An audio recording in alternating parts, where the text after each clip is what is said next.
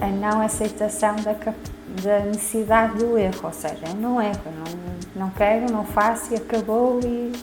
Porque eu acho que as crianças às vezes não conseguem ou têm medo de errar porque não estão seguras, e aqui não é culpabilizar ninguém, mas o professor na escola não permite que erram, os pais também não querem que erram, tens que fazer bem à primeira, e existe toda aqui uma pressão social imposta à criança em que errar é mau. Porque acho que não tem noção do potencial que tem uma sala de aula. Negativo ou positivo? Negativo ou positivo. Está pensado para nos seduzir, para nos atrair, para nos dar as ferramentas e facilmente podemos deixar de usar a nossa capacidade criativa, cognitiva, que tanto nos distingue, não é? Do resto do mundo animal.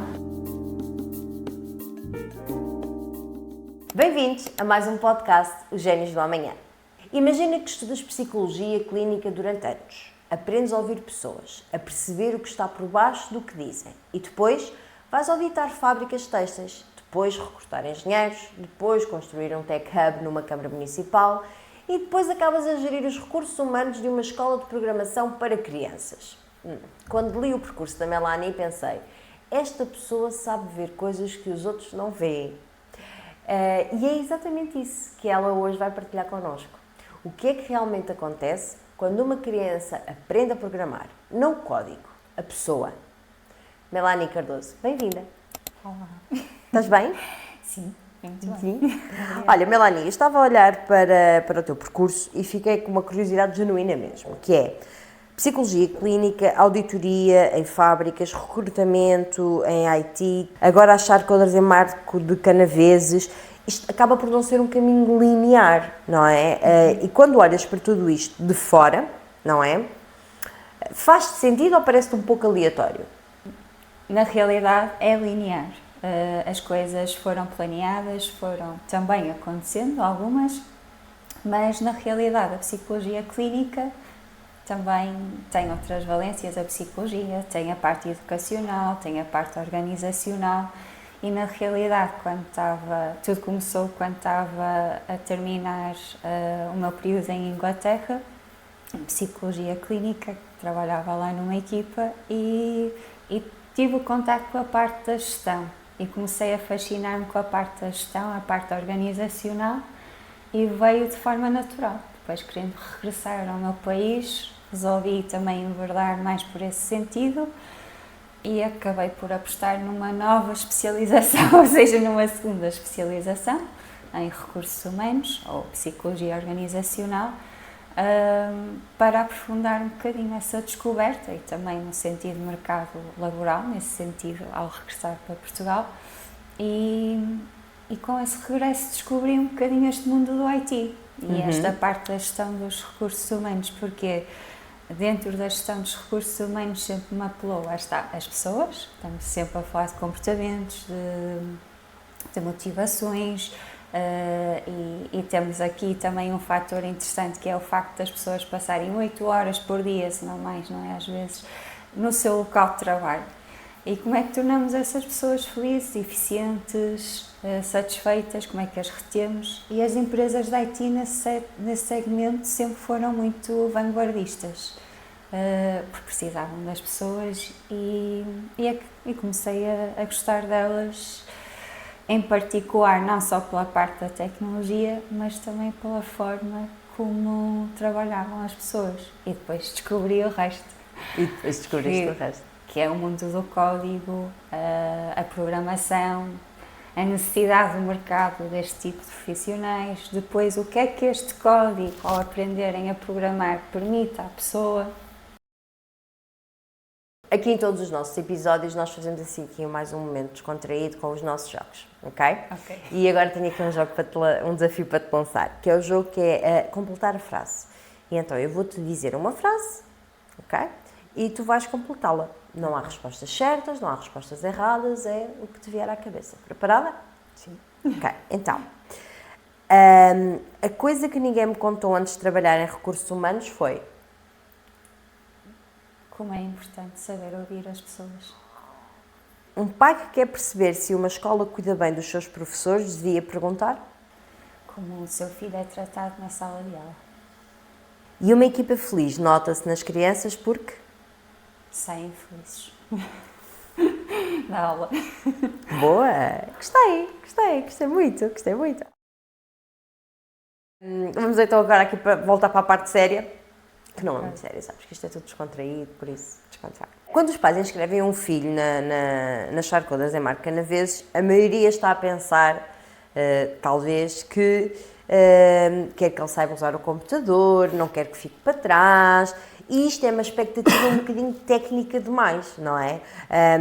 Tu que és psicóloga, e quando entras numa sala onde as crianças estão a programar, o que é que tu consegues ver além do código que os outros não veem?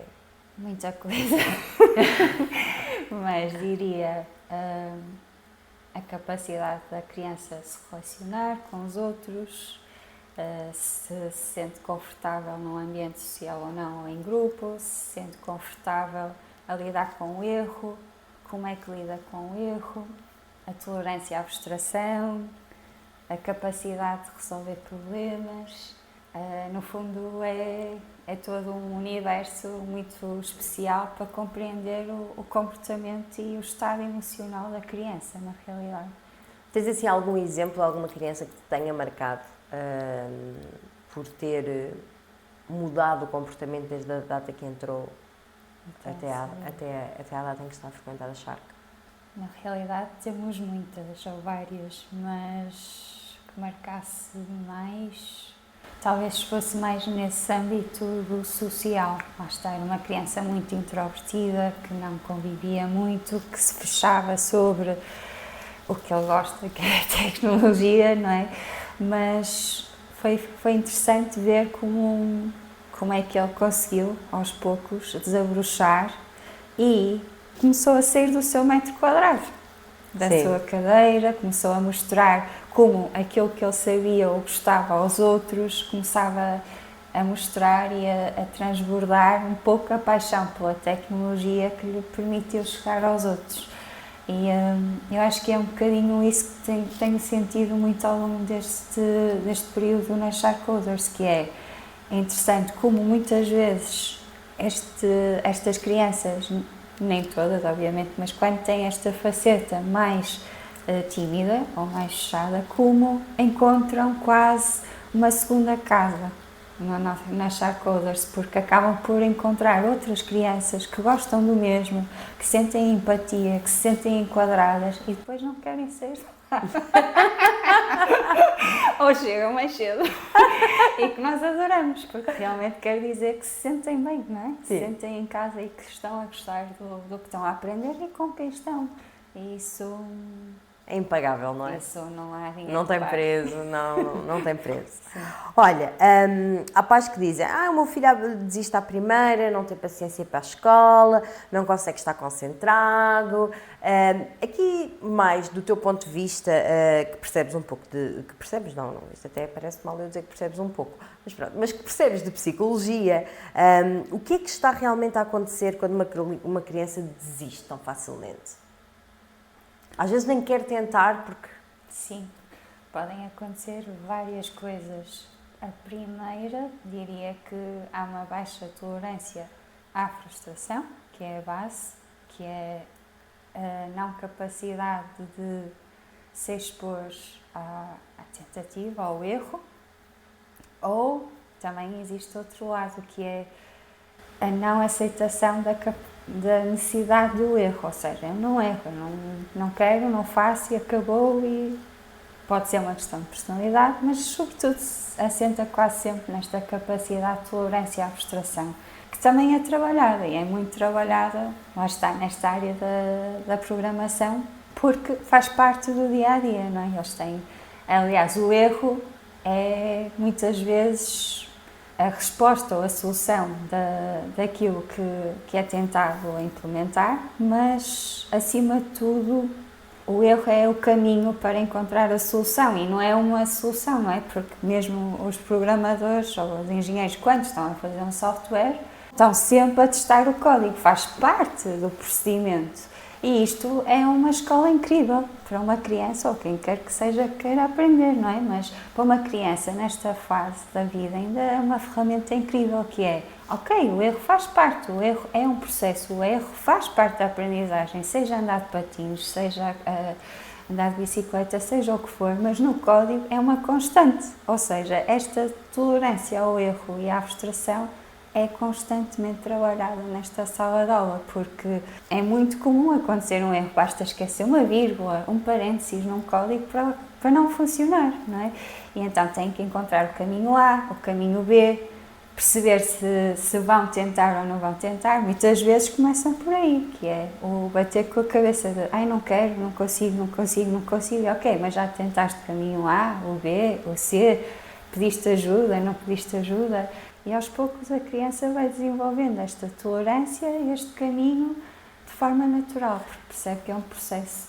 Uma coisa que eu também sinto que é muito importante é que elas conseguem fazer isto num ambiente seguro, fechado, não é? Onde não vão ser criticadas ou menosprezadas por terem errado. É quase como que, não, aqui é obrigatório que erres para conseguires evoluir. Exato. E então acaba por ser um ambiente muito controlado e muito seguro também para elas e acaba por proporcionar-lhes segurança a errar e depois a conseguirem alcançar. E eu acho que isso é assim, um fator decisivo, porque eu acho que as crianças às vezes não conseguem ou têm medo de errar porque não estão seguras, porque, e aqui não é culpabilizar ninguém, mas o professor na escola não permite que erram, os pais também não querem que erram, tens que fazer bem à primeira, e existe toda aqui uma pressão social imposta à criança em que errar é mau e que não se deve errar. E dentro de uma sala das Sharpcoders nós conseguimos ter um espaço entre quatro paredes bastante seguro para que elas sejam expostas a isso. Sim, e sejam expostas, sejam elas próprias e que aceitamos esse caminho. Sim. É. Sabes uma coisa engraçada? Há uma coisa que os pais raramente perguntam quando estão na escolha de uma escola para o filho. Não perguntam como é que as pessoas ensinam os filhos deles a serem tratados, não perguntam o que é que está nos bastidores, não perguntam o que é que efetivamente eles vão sair dali a ganhar. O que é que achas que devia de mudar nas perguntas-chave que os pais deviam de fazer quando os inscrevem numa atividade assim, numa escola? Sim. Eu acho que se calhar deviam focar-se mais nas competências, não só técnicas, não é, neste caso, mas também como é que as atividades são desenvolvidas, se desenvolvem outro tipo de competências como as soft skills, que tipo de atividades concretamente se executam e se trabalham em pares, se trabalham em equipa, se trabalham individualmente, ou seja, saber mais efetivamente sobre o que é que acontece dentro da própria sala de aula, porque acho que não têm noção do potencial que tem uma sala de aula. Negativo ou positivo? Negativo ou positivo. E neste caso podemos ter um impacto muito positivo, sobretudo trabalhando com um domínio que fascina muitas crianças e que pode ser um meio para conseguir transformar muitas capacidades e alcançar muitas metas que se calhar noutros contextos não são alcançáveis. Sim, concordo contigo. Olha, olhando para o futuro, a inteligência artificial já está nas salas de aulas, não é? Já está nas Sharpcoders também. Já está nos telemóveis das crianças, já está nos telemóveis dos pais, já está nos trabalhos de casa que elas fazem. Do ponto de vista de quem trabalha com desenvolvimento humano, também, o que é que achas que precisamos cultivar nas crianças que a AI nunca vai conseguir substituir? Acima de tudo, a capacidade crítica, de análise crítica. Em qualquer tema, eu acho que pode ser num contexto de debater assuntos específicos, seja em que área for, ser incentivada a analisar criticamente tudo, porque efetivamente a realidade tem múltiplas camadas e agora com IA em todo o lado temos as ditas respostas lidas como perfeitas sempre, mas isso, o que é que nós acrescentamos? Só aceitamos isso? Como é que nós conseguimos contribuir? O que é que nós podemos criar em cima daquilo que nos está a ser oferecido? É um bocadinho voltar à capacidade, mais uma vez, de lidar com as próprias emoções. Acho que isso também é outra valência muito importante, e a análise crítica das coisas que estão a acontecer. Ainda acrescentava, se calhar, o conhecimento também, mais uma vez, como disse anteriormente, em torno da tecnologia, porque quanto mais conhecimento aquela criança tiver em torno do que está a utilizar, maior será a capacidade dela intervir na situação que for, transformar, criar e usar ao máximo o que a tecnologia deve ser, ferramenta, uma ferramenta. É verdade, concordo contigo, plenamente. Olha, vamos aqui para o nosso último jogo, também já estamos aqui quase a terminar o nosso podcast, e este aqui é verdade ou mito. Então eu vou-te ler afirmações, tu vais dizer se são verdades ou se são mitos e justificas. Se houver justificação possível, não é? Ok. Está bem? Está bem. Então, vamos lá. As crianças que aprendem a programar ficam melhores a trabalhar em equipa do que as que não aprendem? Sim, se forem ensinadas a trabalhar em equipa. Verdade? Sim. Para trabalhar bem com crianças não é preciso ter formação em educação. Basta ter jeito em comunicar. Errado.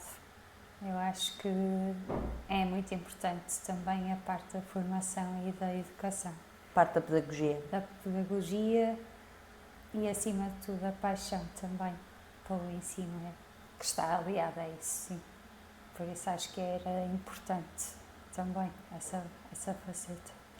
Os pais que mais se envolvem na escola são também os que deixam os filhos ser mais autónomos em casa. Acredito que sim, não sei o universo da casa de cada pai, não é? Mas acredito que sim, porque no fundo estão a permitir, não é? A aprendizagem lá está, da tecnologia, de ferramentas que lhes vão ser úteis no futuro. Por isso acredito que sim. Achas que sim? Quero acreditar que sim. Melanie, com toda a experiência que tu tens, com todo o background que tu tens, tanto na parte da psicologia, na parte da IT, de recursos humanos, também por ser manager de uma Sharkholders e saberes o que esta atividade proporciona também às crianças, tanto a nível de hard skills como de soft skills, se tu pudesses deixar uma mensagem aos pais, não só sobre a escola, mas de uma forma global também como mãe, que também és mãe, o que é que tu dirias aos nossos pais e aos nossos educadores que nos estão a ouvir? Diria que temos uma responsabilidade muito grande neste momento com as nossas crianças, que são sempre, na realidade, mas que temos uma responsabilidade acrescida, que é de os formar neste âmbito da tecnologia e a nível emocional. Porque a educação tecnológica é muito mais do que o uso de ecrãs, e nem vou entrar por aí porque isso já é um outro assunto. E a parte emocional, porque também é muito fácil, e a tecnologia está pensada para isso, como sabemos e os nossos alunos também sabem,